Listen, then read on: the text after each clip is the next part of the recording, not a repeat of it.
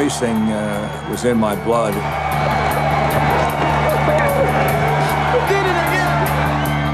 And Roger Penske, one of the smartest guys in the world.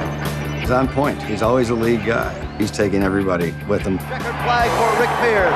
He's won the Indianapolis 500 with a hand in the air. If you think we're busy, follow this man around for a week. I said, you'll feel like a complete bum. Roger, fantastic. If you're driving against him, you're not in as good position as you are when you're driving for him. Al Unser Jr. about to reassert himself as the king of the beach as he takes the Penske car across the line. Roger Penske is a living legend, a multidisciplinary maestro who went from racing single-seaters and sports cars in the 1960s to establishing a transportation empire employing some 56,000 people around the world and running some of the most influential teams in motorsport. He remains today a colossus in both the worlds of racing and business. My interest in motor racing started when I was early on. I love cars.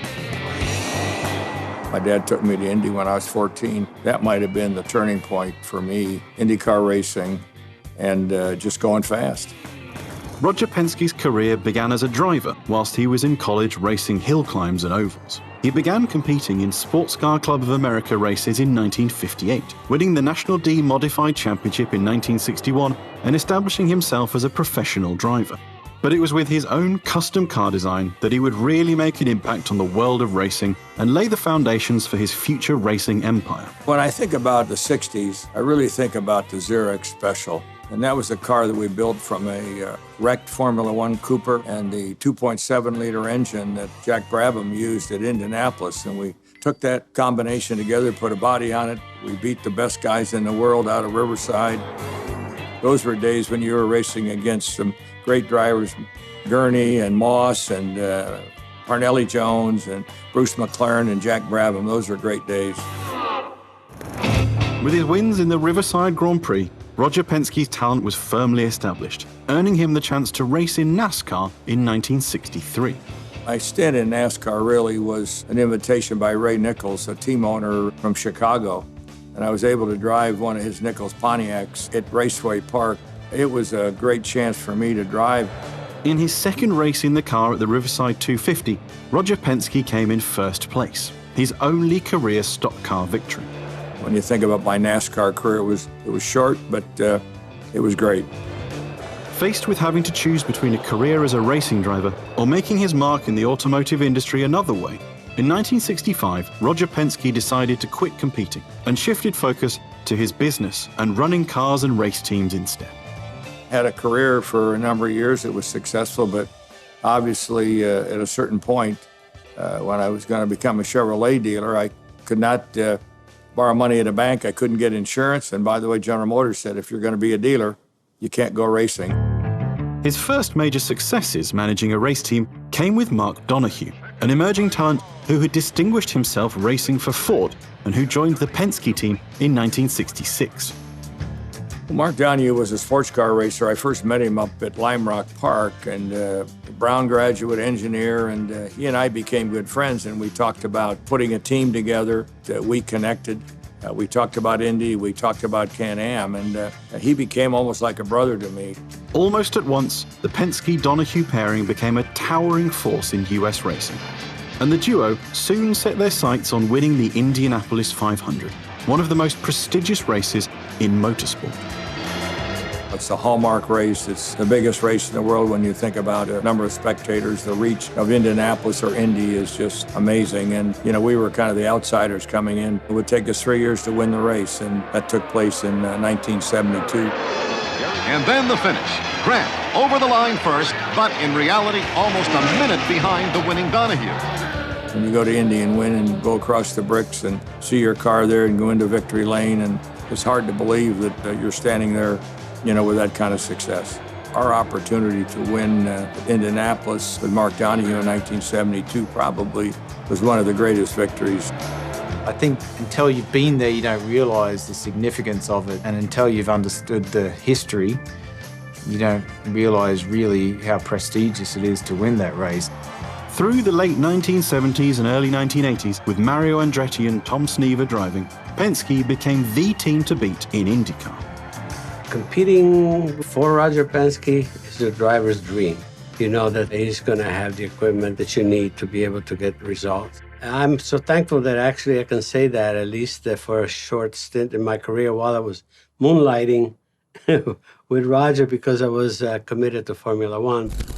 However, with Andretti frequently abroad with his Formula One commitments, Penske wanted an American driver who could fill in for him.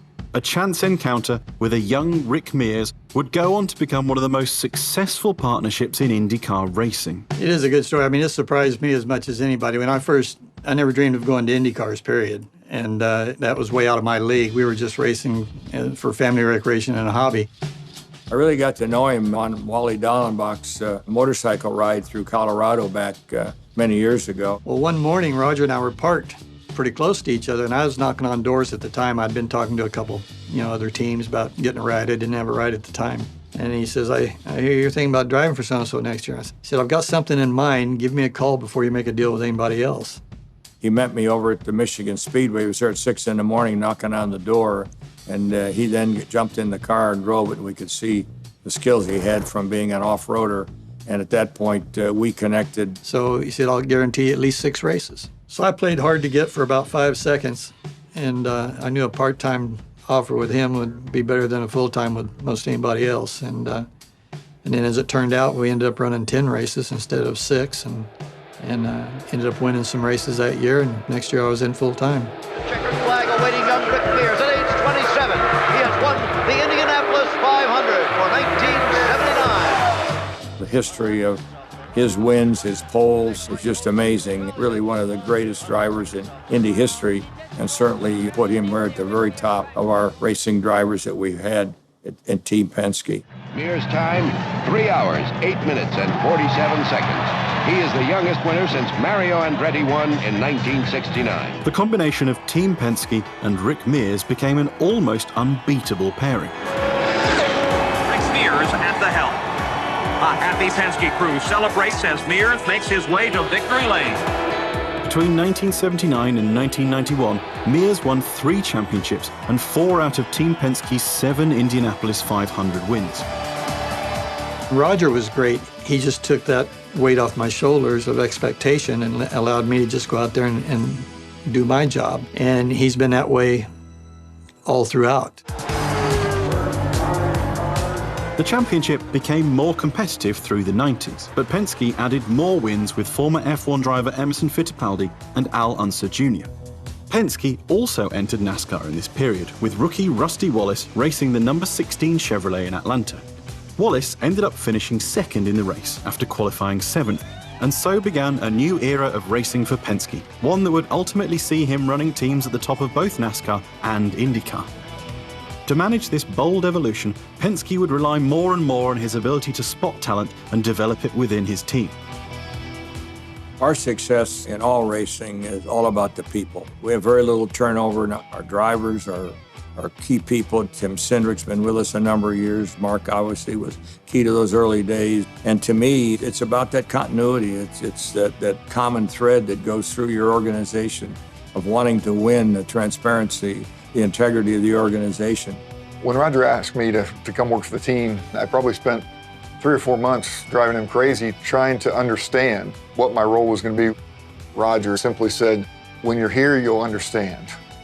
And at that point in time, I knew that the team hadn't won a race since 1997. And they'd been sitting on their 99th IndyCar victory for 2.5 years trying to win number 100. When Joe won the 100th race, that was really what kind of cracked things wide open from there. With Cindric at the helm, Penske enjoyed an extensive run of form during the 2000s, with Brazilian driver Helio Castroneves a key part of this success. Gilles de Ferran was one of our drivers recommended that we hire Helio. I'd seen him race for Carl Hogan. He'd been fast, and his success right from the beginning as a driver was amazing. The first year we went back to Indy in 2001, we ended up running first and second there. And really that was the first time the team had been back since they missed the race in 1995. So I know it was a huge relief to Roger and the team to to reestablish itself at Indy. That judgment doesn't matter. Castroneves goes for the fence again.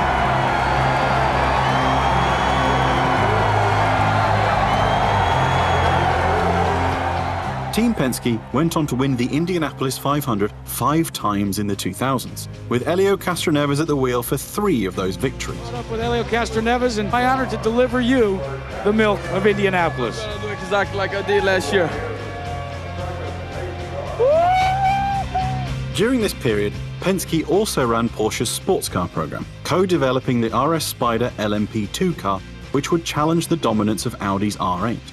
In 2008, Penske Racing and Porsche upended the status quo in sports cars by winning the 12 Hours of Sebring with the Spyder, giving Porsche its first overall win at the event in 20 years and breaking Audi's 8-year stranglehold on the race. When you think about the Spyder that we were able to develop along with the Porsche Motorsports team was amazing because Audi had been winning most of the races. We put a team together of 2 cars, won the championship, and of course the big one for me was that car won Sebring 12-hour race against the Audis. Anytime you win at Sebring, for us it was the first time for me and first time for our team, and when we could deliver wins for a partner that we have like Porsche, it just cements that relationship. It's a special car, and one that we treasure every single day at our team. In the mid-2000s, Team Penske, under the guidance of Tim Cindric, started to refocus its efforts on the underperforming NASCAR division. I really didn't know the ins and outs of running a NASCAR team, so it was a very difficult time, but I also knew that we had never won a championship as Team Penske. We'd never won a Daytona 500. There were a lot of shortcomings, and at that point, Penske was in the mid-tier, really, and I couldn't really understand. And it was an eye-opener for me that it didn't have that name, or that group didn't have the respect that I guess I was accustomed to in the other forms of motorsport. It took until 2008 for the team to finally achieve its potential, winning the Daytona 500, the pinnacle event of the sport. 2008, winning the first Daytona 500 and actually running first and second there. That was a huge, proud moment for Roger. Ryan Newman, Roger Penske win the Daytona 500. Way to go, guys, way to go. I remember walking out of inspection with him, back to the car, and he didn't want to leave the place that night because he had finally won, and it happened to be the 50th running of the race, so it's the only gold trophy that ever exists. Joey Logano wins the Daytona 500. With NASCAR flourishing once more, Team Penske went on to achieve one of the most remarkable feats in motor racing, winning both the Indy 500 and Daytona 500 in the same year. When you think about winning the Indy 500 and the Daytona 500 the same year, you couldn't write that down. And winning the Daytona 500 with Joey Logano, and then having the opportunity to see Montoya, who really ended up starting in the back of the field, come through and win that race today, and Will Power was second. It was a special day, and I'd like to have it happen again many times.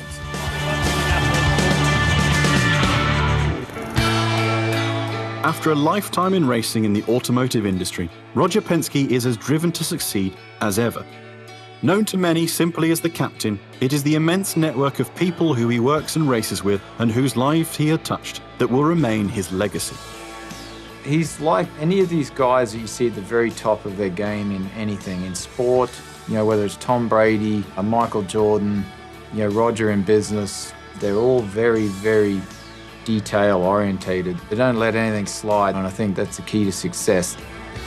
Roger is so unique and so different on so many levels. The guy that really, in my mind, is really the definition of motorsports. And whether it's in the business world or the racing world, he's so far out in front of everybody else. He's the yardstick. And I think anybody else in the paddock would say the same thing. Has always struck me the most about Roger is just when he's in all the way. Roger is such a driven individual, but he's so down to earth at the same time. He respects his employees, doesn't matter if they're at the very bottom of the tree or right at the top. What it takes is desire, passion, love for what you're doing. And by participating, in all the majors, he has won everything that he's entered. And why? Because he just loved the sport.